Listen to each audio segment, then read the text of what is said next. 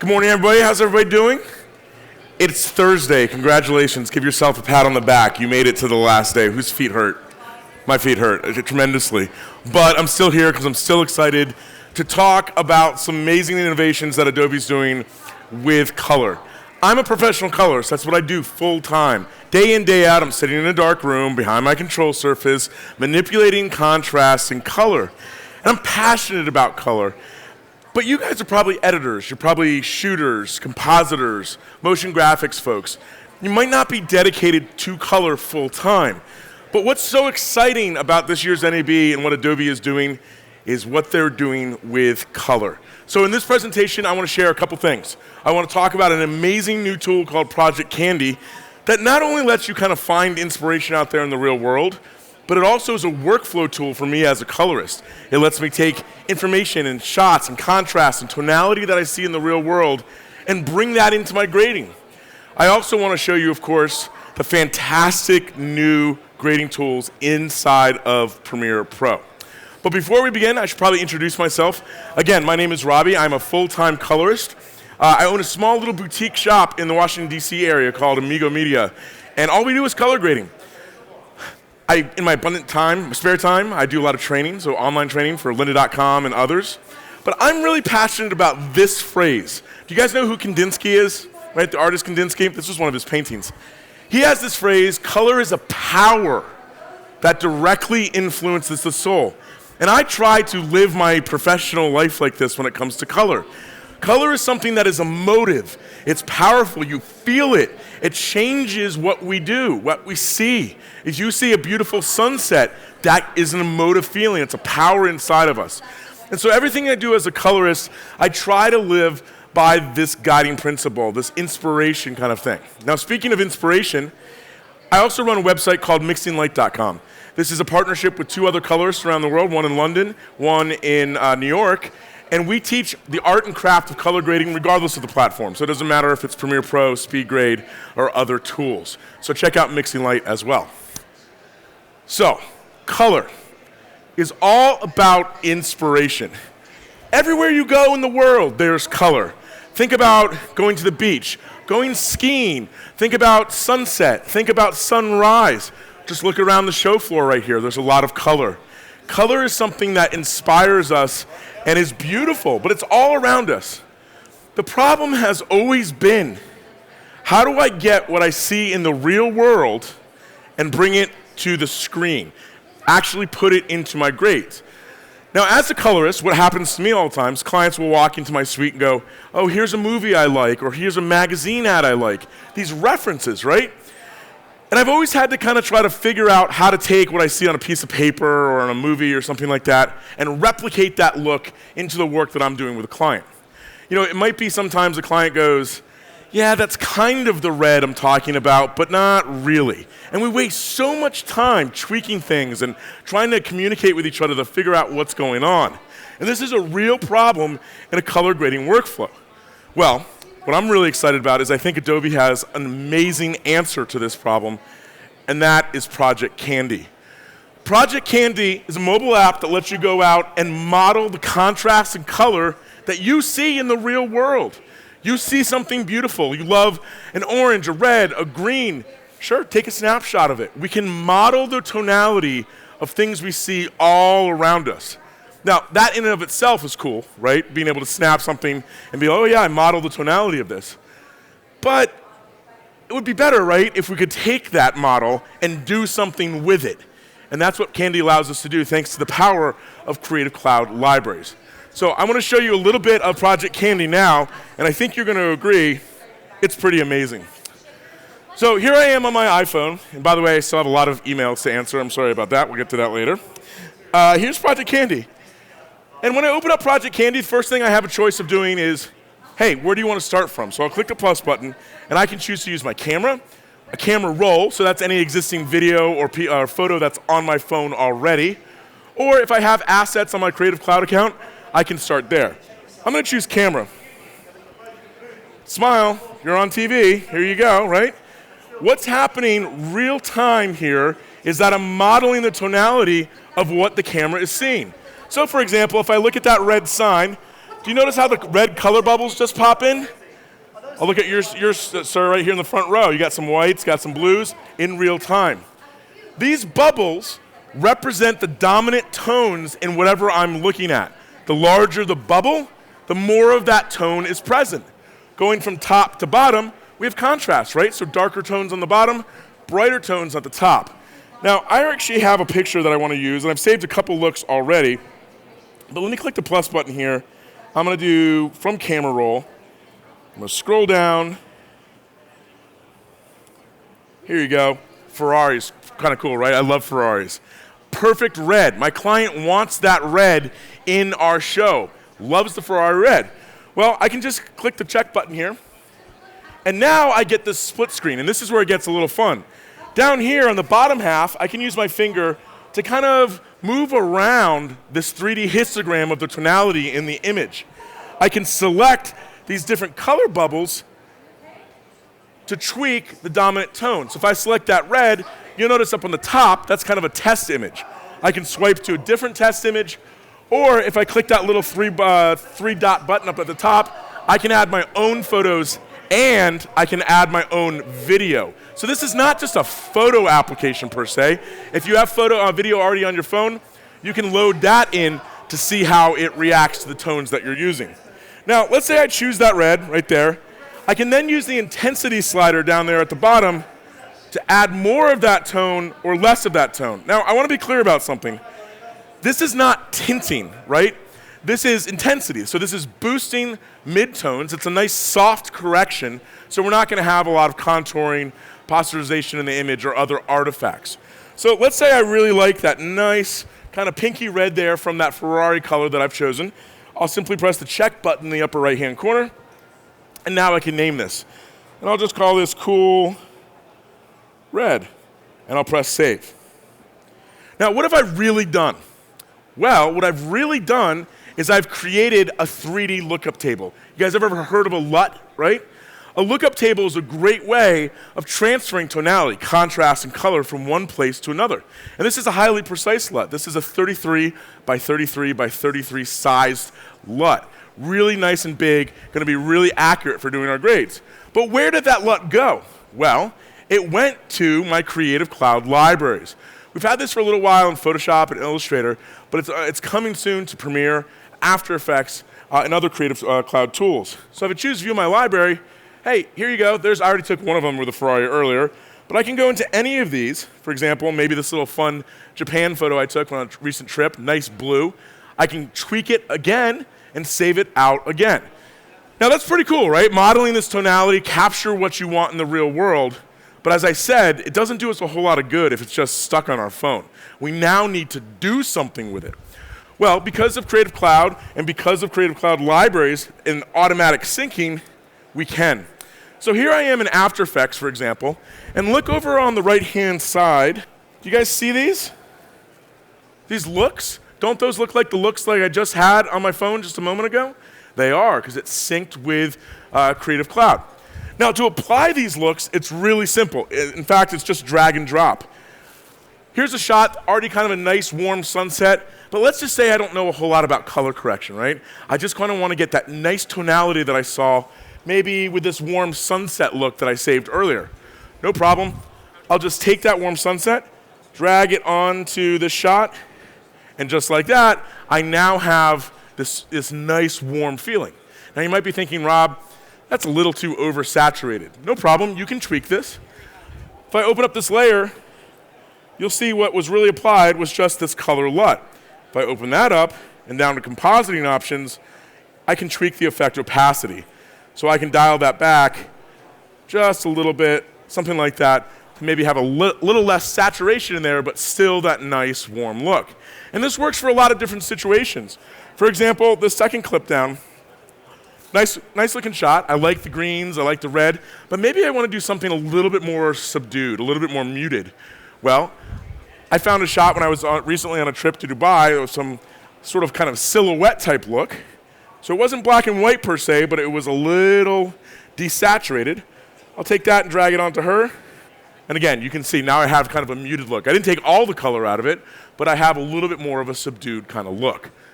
It's pretty cool, right? And I think this is really going to kind of change the way that we interact with clients. Oh, I forgot to mention, Creative Cloud libraries, they can be shared. So if your client's out there in the real world taking photos of things that they like and inspire them, they can then share that with you. So when you sit down to start grading and working on your shots, you have that as a reference to start your grades. And notice I said start your grades. This is never meant to be a complete replacement for color correction or color grading, but as a starting point to get discussions going, to get the look and feel of a shot, sort of on the baseline level, it's really powerful. So, the other thing about this is that so we go out in the world, we capture our inspiration, we're able to transfer contrast and color and tonality. Then what? Well, here's the deal. For a long time, color correction tools have been a little intimidating for the average user, right? How many of you ever opened up SpeedGrade? How many of you then closed SpeedGrade? Right. You see my point. The problem is that you guys know the tools that you use well. If you're an editor, you're fast in Premiere Pro. You love Premiere Pro for all of the powerful things that it can do. You might not have the time to learn a dedicated color tool like SpeedGrade. The other side of that problem is that traditionally, NLE color correction tools have kind of been limited, right? They haven't had all of the features that I would have, for example, in my color suite.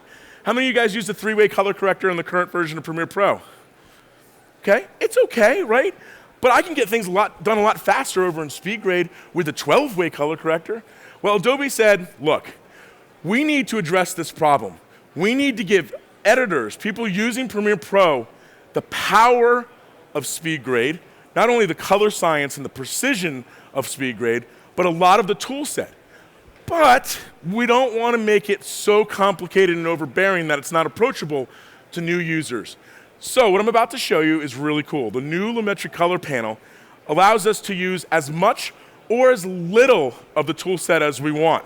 Hey, if you come from Lightroom, you've probably seen temperature and tint before, exposure, black, vibrance, things of that nature. You have those tools. You love curves, Photoshop curves users? Yep, you have curves here. You're a 3-way color corrector guy? Sure, you have that. So the cool thing about these tools is that I think that Adobe really did a great job kind of reimagining and re-envisioning them. And these are kind of the highlights for me. First, we have new scopes, borrowed from SpeedGrade, now inside of Premiere Pro. This is a big deal. I like to use this analogy. Would you get on a plane with a pilot that didn't have any instruments in the cockpit? Probably not, right? If the guy just goes, oh, we'll point at that cloud, then I'll take a right turn at that cloud, you're probably not going to get home anytime soon. That's what scopes are to colorists and people doing grading. Your eyes lie to you all the time about what the image is really doing, and scopes provide an analytical snapshot of what the signal is really doing. And because these are borrowed from SpeedGrade, they're high resolution, high precision, and best of all, they operate completely in real time, which is nice. We've got an updated color workspace. Arrange the windows for the Lumetri panel, for the scopes, that kind of stuff, to be optimized for doing color correction. Of course, like any other workspace, you can customize it, save your own, and that kind of thing. The Lumetri panel is where all the action is at, and I'll show you this momentarily. We have a lot of new tools. And again, we don't have to use all of them. We can use as much as we need to get the job done. Hey, maybe you're used to doing things in a certain way. You like keyframing and doing masking and tracking on the effects control panel. Well, all of these new color tools are integrated into the effects control panel. So if you don't want to work over there, you can work the way that you've been working for a long time. Now, probably one of my favorite updates here is the new, I think, more intuitive 3-way controls inside of the Lumetri Color panel. Before, with the 3-way color correctors like input levels, output levels, tonal range definitions, what's going on there? This is much more intuitive and I think much faster for a lot of people. And then finally, my last big highlight before we dive in and I show you these is kind of the real unique hue versus saturation curve. This allows you to selectively saturate or desaturate a portion of the image for really tight control. Well, this is a huge deal, guys. I've already said you can use as much as you want or as little as you want. You're doing everything with high precision. You can work with LUTs and looks, all operating at 32-bit floating point precision. That's really, really accurate. That means your grades will look great. You know what? Maybe you are a SpeedGrade user. That doesn't mean you can't use SpeedGrade anymore. You can still direct link projects over to SpeedGrade, get a focused, dedicated environment to do that work. And I think once you dive in and start using these tools and see them back here at the demo pods, you're going to agree that this is pretty big. So recently, I had a client of mine. We graded a project last year, and I learned tools by doing them, using them. So I asked them. I said, "Hey, that project we graded last year, can I regrade it with these new tools?" And they said, "Sure." So my buddies at Think Out Loud Productions had this piece for the DC Arts Council. I'm from Washington, D.C., and it was kind of a fun piece. They were using words like, we want it to look like Portlandia and Instagram and hipster and all that kind of stuff. So what you're about to see is a pretty stylized look, obviously, kind of playful, but done completely with all the new tools inside of Premiere Pro.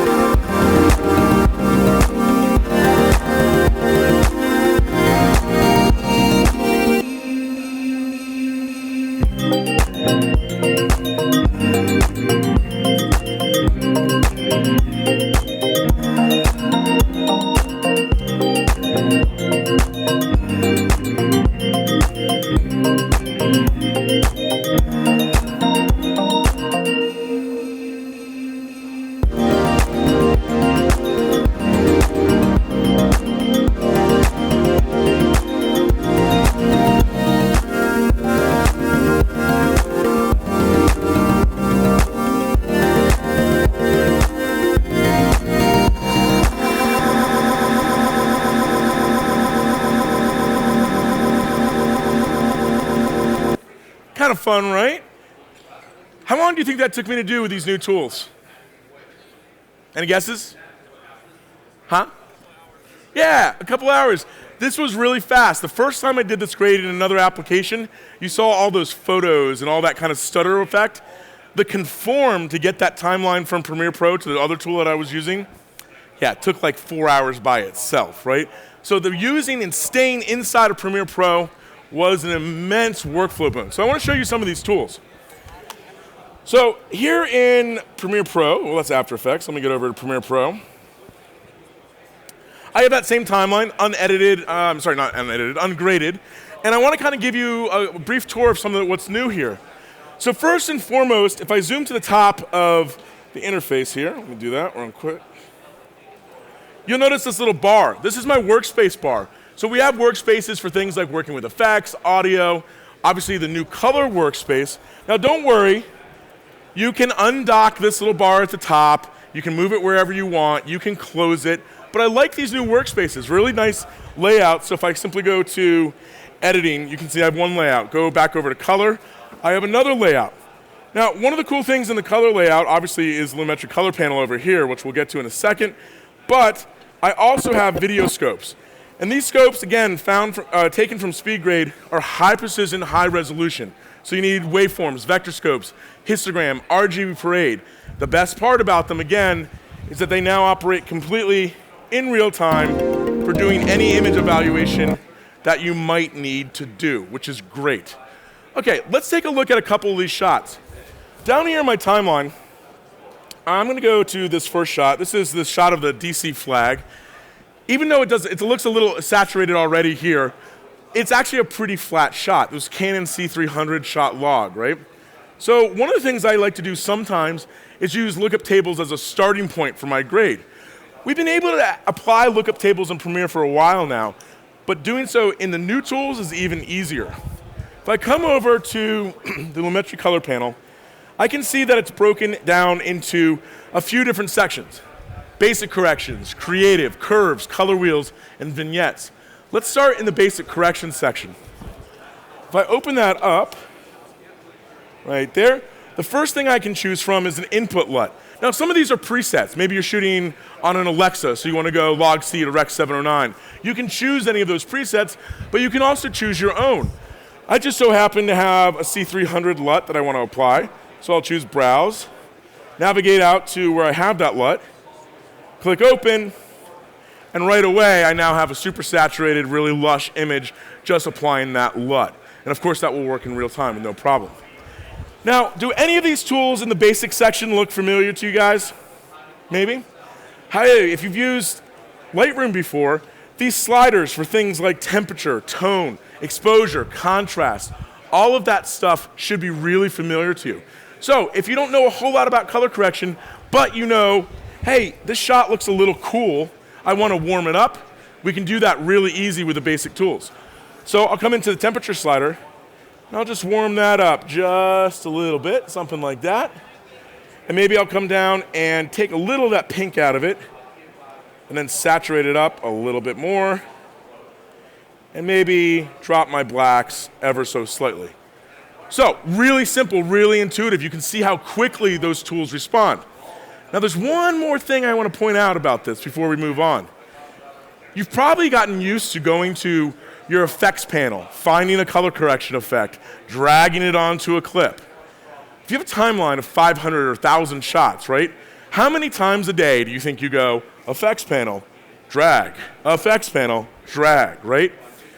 The second that you start manipulating any of the parameters here in the Lumetri color panel, the effect is automatically added to the clip. So if I was to take a look at the shot and come over to my effects controls panel and zoom in here, yep, you can see Lumetri color already been applied. Huge time saver in terms of workflow and not having to drag and drop a million different times a day.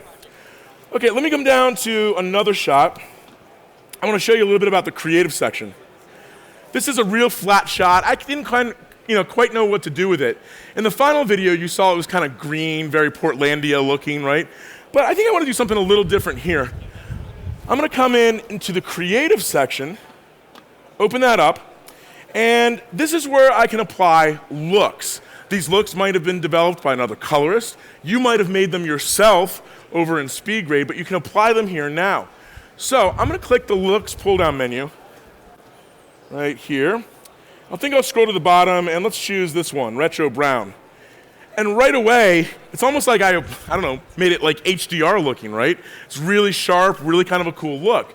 Now, here's the really neat thing. When I work with looks like these presets, sometimes I want a little more, sometimes I want a little less, right? How do you do that? Well, we have this slider right here for intensity that lets us add more of that effect. I could go all the way right here. Yeah, that's not so good, right? But I could go to the left and kind of dial in the sweet spot of how much of that look I want. I can turn this effect on and off at any time. Any of these sections are able to be turned on and off. All right, so that's pretty cool. The other slider I really love is in this adjustment section for faded film. You know, one of the things that a lot of clients are asking me these days to do is kind of that low contrast look, right, where blacks are kind of lifted up a little bit. Well, we can do that really easy with the faded film slider.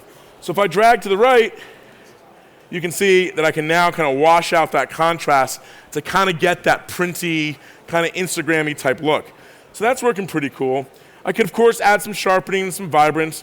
One of the things I really love in this section also is the ability to tint shadows and tint highlights. If you're doing really stylized pieces like music videos or promos like this, kind of like pushing a little color into the blacks or into the highlights kind of indicates that you're trying to be stylized on purpose, right? So we could do that pretty easily here. I could come into the shadow tint and just drag maybe a little bit towards blue to kind of cool that off. Yeah, and that's working a little bit better. And maybe go the opposite way in the highlights to kind of get a warm effect there. So I can kind of get this really stylized look really, really fast. Moving right along, how many of you guys use curves? Any curves users? Yeah, curves are a powerful way of working. And you know, if you come from a Photoshop background or a Lightroom background, curves are going to feel really, really intuitive to you. So if I click the curves here, you'll notice I actually have two different types of curves. Let's talk about the display at the top first. Well, we have Luma only, Y only curve, and then we have RGB curves. What I really like about this display is that all of my corrections are overlaid on each other, which is really nice. So let's say I maybe wanted to add a little more contrast to this shot. Really easy. I could come in, add a control point, come in, add a control point here. I'm going to make a typical kind of slight S-curve on this Y-only correction to add just a little bit more contrast to it. Okay, that's looking cool. Switch over to one of the colors. Maybe I want to tint these clouds a little bit. Again, kind of that Instagram-y type thing, no problem. I could come in and add a control point. Yeah, now I got a little pink going on in those clouds. Come over to green. Maybe I'll do a little different in the shadows down here. There you go. And we can really easily dial in the looks that we want. Now, the curve below is incredibly cool. This is a hue versus saturation curve. Take a look at this shot. Looks pretty good, pretty saturated, but holy smokes, are those food trucks like way oversaturated, like they're electric. Well, I can easily desaturate them so they're less in my face, and I'm going to do that by using the HueSaturation curve. The way that this works is that hue, or color, is mapped around this color wheel. If you add a control point and drag out, you're adding saturation to that portion of the color spectrum. If you add a control point and drag in, you're desaturating. So I'll find maybe the red preset here. Let's see if I can pull back a little bit on red. Yeah, that's helping a little bit. Maybe it's a little bit more over here in the oranges. There we go. And I could go all the way out. I mean, I could pull it all the way out, but I think just a little bit helps that, right? Not quite as electric as it was before. So this is a real brand new take on a traditional HueSat curve that I think is really cool. Now, what about color wheels, three-way color wheels? Well, they've been also reimagined here inside of the new version of Premiere Pro. In the color wheel section, let me make this a lot bigger. Gone is this kind of confusing thing of input levels, output levels. Well, I shouldn't say gone. You can still use the three-way color corrector if you want. But this three-way color corrector, in my mind, a lot more intuitive. Next to each color wheel, we're going to have traditional levels or luma sliders. I sometimes call them contrast sliders, right? This allows me to affect a different portion of the shadows, the midtones, and the highlights. And then obviously we have color balance controls. So on this shot, for example, maybe I'll come into the shadows and just drop my blacks or my deepest portions of the image just a little bit. I'll come into the highlights, boost those up, and then I think I'm going to come into my midtones and just add a little bit of warmth there. Now here's the cool thing. This is a really small thing, but a nice UI touch.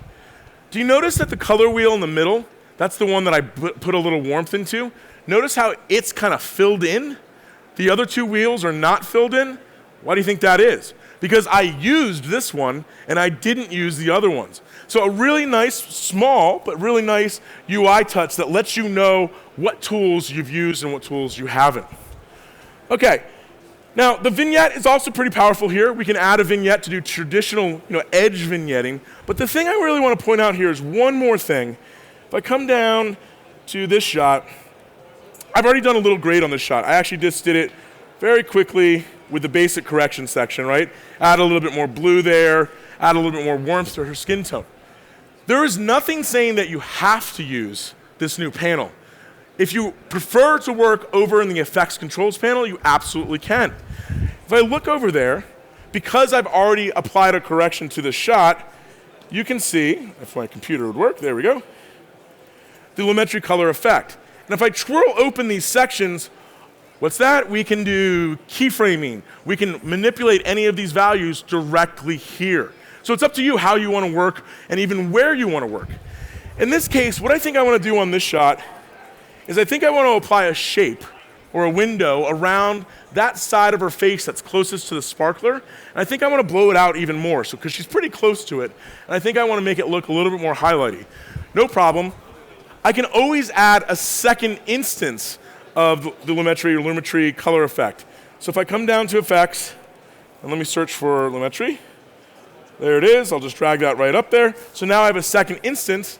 I'm going to add a circular mask here, shape right here on the side of her face. And I'll make it a little tighter right there. We'll feather that off just a little bit. I'll come back over to the basic correction section. I think I'm going to take my highlights and kind of boost those up a little bit. Yeah, so now if I toggle that on and off, looks a little more realistic when she's right nice and close to that side of the sparkler.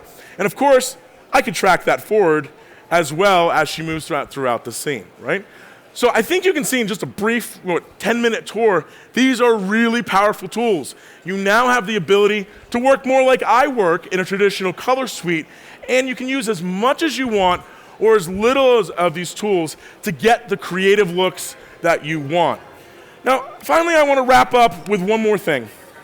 In my opinion, having worked with Adobe for a few years now, this passion about color is pervasive. They are thinking about color every step of the way, from acquisition with things like Project Candy and capturing inspiration, to new tools like this. And they really are passionate about it. I think that you guys, kind of like me, probably use all of these tools. Maybe you even use more, right? Premiere, After Effects, Photoshop, Lightroom. And the cool thing about this, guys, it's all thanks to the power of Creative Cloud. And in my mind, with Adobe thinking about color like this, it's only going to get better, and that's my last point. Adobe has kind of proved to me that they're really up to answering some of the hard questions that face the color world. How do I capture inspiration in the real world and get it to my timeline as a starting point for my grades? Project Candy is a good answer to that. How do I make tools powerful, fast, with deep color science, but not make them overly intimidating and difficult to use? Well, I think that's what we've seen inside of Premiere with the Lumetri panel, right? This is a really exciting time to be an Adobe user, to be using Premiere Pro, and I think that once you get these tools in your hands, you're going to be really happy, and I think eventually it's going to let you work like an editor and more like a colorist. So I'm Robby. Thanks for joining me, and thanks for having me here at NAB.